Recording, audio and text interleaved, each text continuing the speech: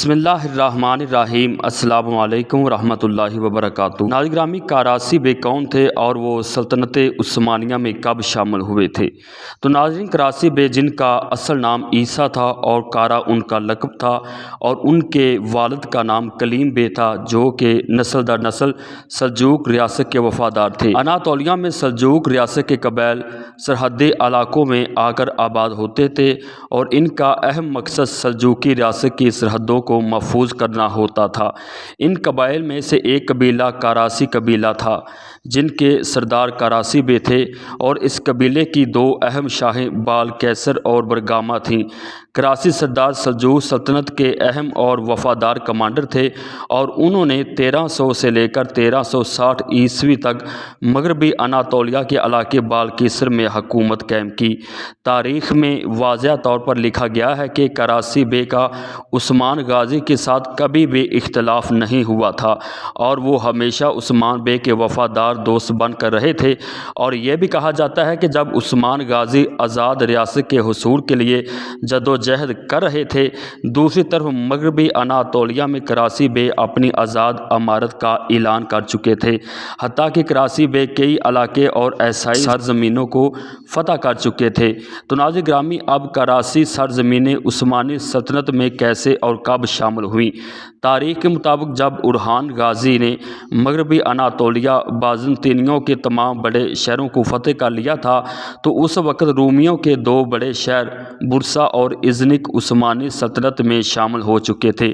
ازنک کی فتح کے بعد اورحان غازی نے عظمت شہر، جو کہ ایک بندرگاہ تھی، اس کا محاصرہ کرنا شروع کر دیا، لیکن اورحان بے کو کوئی خاص کامیابی حاصل نہ ہوئی، اور شہنشاہ اینڈری نکوس نے کھل کر عظمت کے مقام پر اورحان غازی کے خلاف مزاحمت جاری رکھی۔ بعد میں اورحان غازی نے بحریہ کی ضرورت کو سمجھتے ہوئے عثمانی بحریہ کے کمانڈر کارا مرسل، جو کہ کاراسی قبیلے کے لیے بحری خدمات انجام دے چکے تھے، انہیں عظمت کی خلیج میں بحری جنگی جہاز بنانے کا حکم دیا۔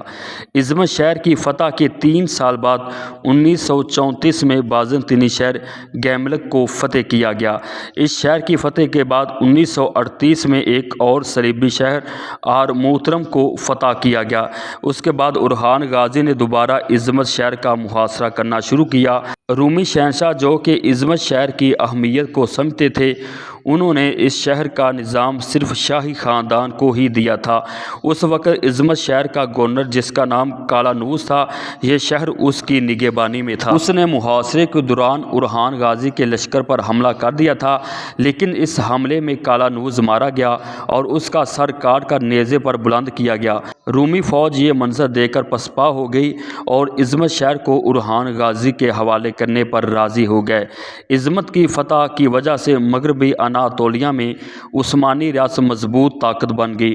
اورحان غازی کی فتوحات کو دیکھ کر کاراسی قبیلے کے سردار اکلان نے اورحان غازی کی طرف دوستی کا ہاتھ بڑھایا، حتیٰ کہ اپنے بیٹے کو، جس کا نام درسن تھا، اسے اورحان غازی کے پاس بھیجا تاکہ وہ عثمانی مدارس میں تعلیم حاصل کرے۔ یوں ہی اورحان غازی نے بھی اس کے بیٹے کا اپنے بیٹوں کی طرح خیال رکھا اور اس کی تربیت بھی کی۔ بعد ازاں چند سال بعد کاراسی قبیلے کے سردار اکلان بے کا انتقال ہو گیا، اور ان کی جگہ ان کا بڑا بیٹا دمیر خان قبیلے کا سردار بنا۔ دمیر خان ذرا سخت رویے کا حامل انسان تھا۔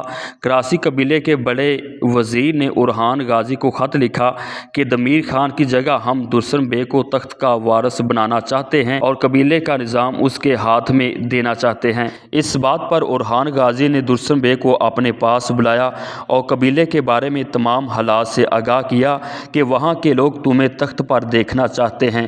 یہ بات سن کر درسن بے نے قبیلے کا نظام سنبھالنے کی بجائے قبیلے کی سرداری اورحان بے کے حوالے کرنے کا اعلان کیا۔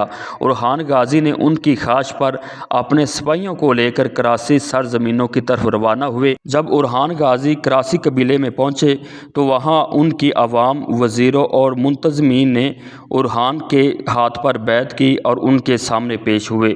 اورحان غازی پھر برگامہ شہر کی طرف آئے جہاں درسن بے کا بڑا بھائی دمیر خان چھپ کر بیٹھا تھا۔ اورحان غازی نے یہ حالت دیکھ کر کراسی قبیلے کے وزیروں اور کمانداروں کو اکٹھا کیا اور مسلمان ہونے کے ناطے اورحان نے صلح کے لیے ہاتھ بڑھایا اور کہا کہ مسلمان سب آپس میں بھائی بھائی ہیں اور وہ فتنہ فساد نہیں کرتے، اور پھر دمیر خان سے کہا کہ آپ تخت کے حوالے سے دستبردار ہو جائیں، اس طرح بھائیوں کے درمیان جنگ بھی نہیں ہوگی اور قبیلے میں امن اور ایمان قائم ہوگا۔ تو ناظرین گرامی، کہا جاتا ہے کہ اس وقت دمیر خان نے اپنے چھوٹے بھائی درسن بے کو قتل کر دیا تھا۔ جب یہ خبر اورحان غازی کو پہنچی تو وہ غصے کے مارے آپے سے باہر ہو گئے، کیونکہ اورحان غازی نے درسن بے کو خود سنبھالا تھا اور اس کی تربیت بھی کی تھی۔